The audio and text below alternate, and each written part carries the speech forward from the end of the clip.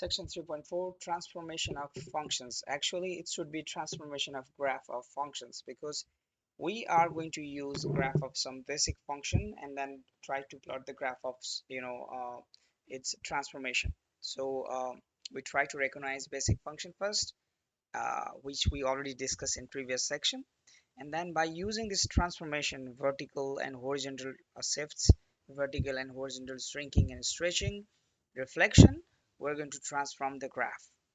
So first of all, let's try to review some basic graphs. Like these graphs, they are graph of a line.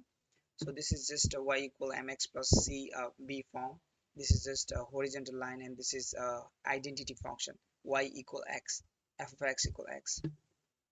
So whenever you have a line, a line of equation of a line, then the graph must be, one of them uh, as a function. So these are the two graph for two different standard function. The first one is parabola, which is quadratic function, and second one is cubic function. The first one is square root function, and then the second one is cube root function. Finally, these are the two functions. Standard one, the first one is absolute value function, and second one is a reciprocal function. To go further, you have to know these graphs of basic functions. So if you don't know these graphs, just pause the video and just try to draw these 6 different graphs and then their names. Okay, after that we're going to use a transformation technique to plot the graph of new function which is coming from one of these basic function. So I'm going to give you some summary here. Consider a function defined by y equal f of x. If h, k, and a represent positive real numbers, then the graphs of the following function are related to y equal f of x as follows. So you know the graph of y equal f of x, for example, let's assume that, and you want to plot the graph of y equal. Don't be confused with this y and this y. There are two different y's, okay? They are just a notation. You know the graph of f of x, and you want to plot the graph of f of x plus k or f of x minus k. Basically, what you are doing is you are taking a graph and you are shifting that graph k unit up for the first case, k unit down for the second case. And you can do that by just changing the y coordinate without changing the x coordinate. I'm going to tell you this. For example, let's say this is your graph of x squared, which is graph of f of x. Now, if you want to plot the graph of f of x plus 5, what you are doing is you are just shifting this graph. You're just shifting this graph 5 unit up. That's called vertical shift. You're just shifting this graph 5 unit up. That's called vertical shift. That what happened here in the first case.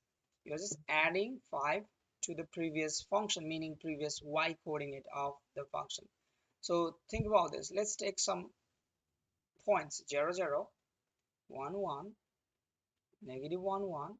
Now if you shift this graph 5 unit up, meaning you are just changing the y coordinate. Look at here. You are just changing the y coordinate without changing the x coordinate. So what happens is this point 0, 0 becomes 0, 5. So because you are just changing the y coordinate, this point 1, 1 becomes 1, 5. This negative 1, 1 becomes negative 1. Sorry, you have to add 5. So this 1, 1 becomes 1, 6. So this is 0, 5. This is 1, comma 6, and this is negative 1, comma 6. So you are just taking the very same graph and shifting it to up, vertical shift. That's called vertical shift. And if you see the negative some number, then you are doing the same thing. You're shifting that graph k units down. Okay, and in that case you are just playing with the y coordinate without changing the x coordinate. Let's say instead of adding plus k and minus k to the previous function, you want to add h plus h and minus h with the x inside the parenthesis, meaning you are playing with the x coordinate. You are not playing with y coordinate anymore. This is called horizontal shift. horizontal transformation. Remember, look at the very same example here. This is the graph of function x square, and I want the graph of, let's say for example, g of x, which is fx minus 2, for example, which is basically x minus 2 whole square. So you are just going to take this graph and shift it 2 unit to the right side.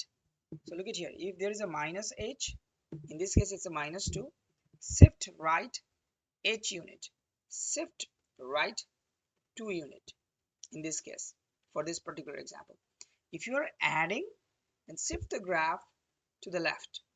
Okay, so in this case the very same graph will shift 2 unit to the right. Okay, so that means the graph would look like this. So what is changing here? You are just keeping y value as it is, and you are just changing the x coordinate. In first case, you are adding h to the x coordinate of the previous graph, and you have to do the opposite here. If there is a minus, you have to add. If there is a plus, you have to subtract. So in this case, this 0 0 becomes, because you are adding 2 to the x coordinates, so this becomes 2 0. And each of any points from this graph, you are just adding the x coordinate 2 to the x coordinate without changing the y coordinate. This is called horizontal shift. Next one, you have a function and you are multiplying that function by some number a, and based on the value of this number, if a is greater than 1, meaning that is called vertical stretching, meaning you are multiplying the y coordinate of the previous function by a greater than 1. If a is less than 1, you are compressing the previous graph by a, meaning what happens is the only change you would see is in the y coordinate. The x coordinate would be same, the y coordinate would be, you have to multiply the y coordinate of the previous original function by a. Let's take the same example. f of x equal x square, and now you want to find the graph of g of x, which is, let's say, 5 times f of x. So in this graph, let's say you have 3 different points, 0 0, 1 1, and negative 1 1. So now to find the points for g of x, you are just taking the points from f of x, and you are just multiplying the y coordinate of these points by 5. If you do that, this 0 0 becomes 0 0, because 0 times 5 is 0. This 1 1 becomes 1 times 5, which is 1 5. This negative 1 1 becomes negative 1 comma 1 times 5, which is negative 1 5. So I'm just choosing 3 different points, but you can do the same thing for each of the points on this graph, and eventually the graph would look like this, which is actually the vertical stretching. You're just stretching the graph up by fixing this point. And but instead of multiplying by 5, if you are multiplying by something which is less than 1, then instead of stretching, you are compressing the graph vertically. So the only thing you have to keep in mind is you are just playing with the y coordinate. So take the basic graph and take some points from the basic graph and just change the y coordinate of the basic graph for this particular transformation.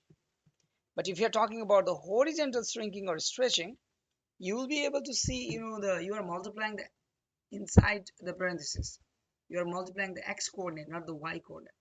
In that case, again, depending on the value of a, if a is greater than 1, this is actually horizontal shrinking, and if a is less than 1, then it is actually horizontal stretching. And what happens point wise, this x comma y from the original graph becomes x divided by a comma y. Remember, when you play with the x coordinate, it always happens look like opposite. Here you are multiplying, it should be divide. If you go back to the horizontal shift, since here you are subtracting, then point wise you are adding. Here you see the plus, but point wise you are subtracting. So whenever you play with the horizontal shifting or horizontal stretching or shrinking, it looks like it's you are doing opposite, but you are not.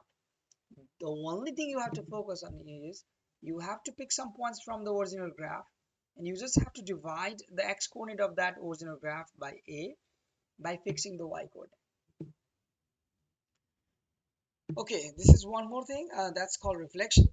You have a graph of basic function y equal f of x, and you want to find the graph of negative of that function, which is basically it's just reflection across the x-axis. For example, let's say you have a graph of f of x equal x squared, and now you want to plot the graph of your new graph is negative of f of x, which means this is what you are going to get, which is just a reflection across the x-axis. If you are just putting negative in front of the original function, but if you are changing the sign in the inside the x-coordinate, then that is actually a reflection about the y-axis. So the point was what's happening is for the reflection across the x-axis, you just fix the x-coordinate, but you just make a y-coordinate negative. You just multiply the y-coordinate by -1. For this one, you just fix the y-coordinate and you just multiply the x-coordinate by -1. Finally, you might see a problem where you have more than one transformation. So if you see more than one transformation, you always have to follow these orders. So if you do see any horizontal translation, you have to do that first, and then after that horizontal and vertical stretching or shrinking, and then reflection, and only after that finally vertical translation. One example, this is square root of x plus 2. You want to plot the graph of square root of x plus 2. To plot the graph of this kind of function, first of all you need to know what basic function you are using here. In this case, the basic function is square root of x. So in this case, you already know the graph of basic function from previous section, which is looks like this. So now pick some points from that basic graph. So I'm picking 0, 0, 1, 1, and 4, 1, because when x is 0, this function is 0. When x is 1, the function is 1. When x is 4, square root of 4 is, sorry, it's 2. So I'm just picking some points from this basic graph. Now, as you can see here, if you are adding or subtracting, the with the basic function, like here we're adding 2, it means if you go back here, you will be able to see this is actually vertical shift up, 2 unit up. So the meaning is all these points would be, you just fix the x coordinate and you just change the y coordinate by adding 2 to the y coordinate. So this 0, 0 becomes 0, 2. Okay, 0, 2, because I added 2 to the y coordinate of the previous function or basic function. This 1, 1 becomes 1 comma 1 plus 2, which is 3. This 4, 2 becomes 4 comma 4. So look at here, the nature of the graph would vary same, but you are just shifting the graph 2 units up. So how do you plot the graph? You pick x for the basic function, so this is the points for the basic function, and then you do the transformation, which is x y plus 2. This y plus 2 is coming from here. So if x is 0, y is for the basic function is 0. If x is 1, for the basic function it's 1, 1. If x is 4, for the basic function it's a 4, 2. Now this is the points for square root of x, and this is the points on square root of x plus 2. So what happens, you take the same points, you just fix the x coordinate and you just add 2 to the y coordinate. You see that? 2 to the y coordinate. So this 4, 4 is actually 4. This 4, 2 becomes 4, 4. This 1, 1 becomes 1, 3. And then this 0, 0 becomes 0, 2. That's the vertical shift. Oh yeah, so I already did everything here. So you can fill out this, you can fill out this table, and then eventually you are going to get this answer. Okay, so this is different. Here you're not adding 2 to the previous basic function. So this is the difference between this one and this one. This one and this one, there is a huge difference between these two functions. Here you are adding 2 to the basic function. Here you are adding 2 to x coordinate of the basic function. X coordinate of the basic function. So this is eventually, this is a horizontal shift to the left 2 unit. Okay, if your function g of x is square root of x, you are just adding 2 to that function, the x coordinate of that function. So you are playing with the x coordinate. Whenever you play with the x coordinate, you are just changing the x coordinate without changing the y coordinate. So let's find out some points. When x is -2, in the basic function, which is actually square root of x, the y is, there is no y, no, none, that is not defined because negative is not defined. When x is +2, it should be square root of 2. When x is +7, it should be square root of 7. So the points would be, this is none, there is nothing. Here it's a 2 square root of 2. Here 7 is square root of 7. For the new one, for the new function, as you can see that you are just shifting the x coordinate. So this 2 square root of 2 becomes 0 square root of 2. Why is that? You are just shifting this basic function to the left, 2 unit left. So you are subtracting 2 from the x coordinate. So these are not the standard good points to choose to plot the graph. Okay, if I have to do it again, then I would choose maybe 0, and very same points like we choose here, maybe 0 0 1 1 and 4 2. They are the easiest point to plot the graph. Okay, this one. So instead of choosing these points, because it's very difficult to plot the points square root of 2, but you understand the idea here. This 7 square root of 7 becomes, shifting 7 to 2 unit to the left gives you 5 square root of 7. So this is the graph of, let's say, square root of x. Then graph of square root of x plus 2 would be, I'm going to use a different color here. It would be this one.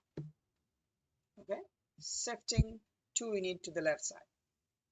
Okay, and these are some specific points, but I would strongly recommend you to choose these points 0 0 1 1 and 4 2. Okay, instead of using these points. Okay, so now this is a problem where you see more than one transformation. Okay, you can see x plus 1 is square minus 4. First of all, you have to determine what is the basic function you are using.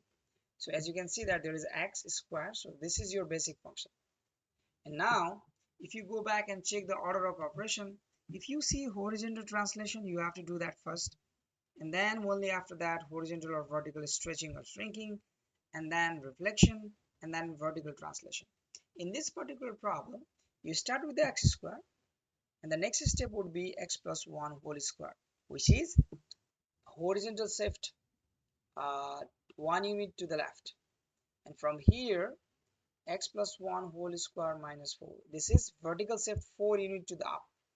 So the horizontal shift is 1 unit left because you are adding. Vertical shift is 4 unit down because you are subtracting. And the graph would be, let's say the graph starts with x square. Let's say the graph is for example, let's say I'm going to use red one here. This is the graph of x square. So this is the graph.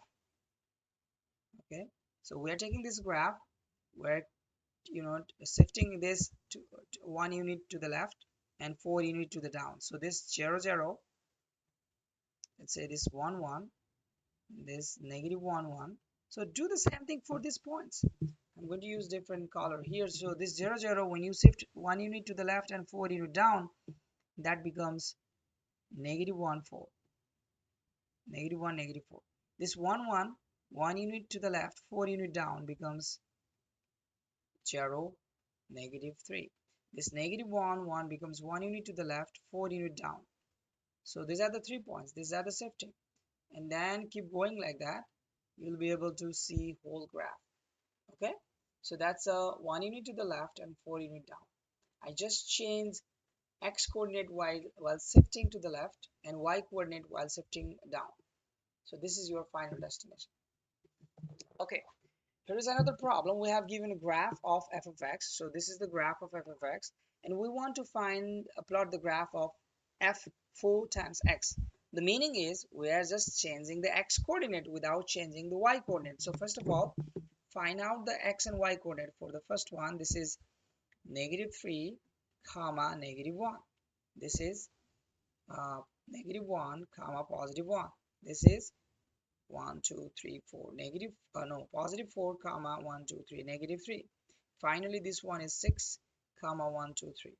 So now because there is a 4 times x, you are playing with the x coordinate. Remember, if you are multiplying the x coordinate, and that is, if you go back here, you are multiplying the x coordinate by some number, that is horizontal shrinking or stretching depending on what you have given. In our case, it's a what is the problem here, 4 times x, so it's a horizontal shrinking. And what, how do you get that? Just replace x by x over a.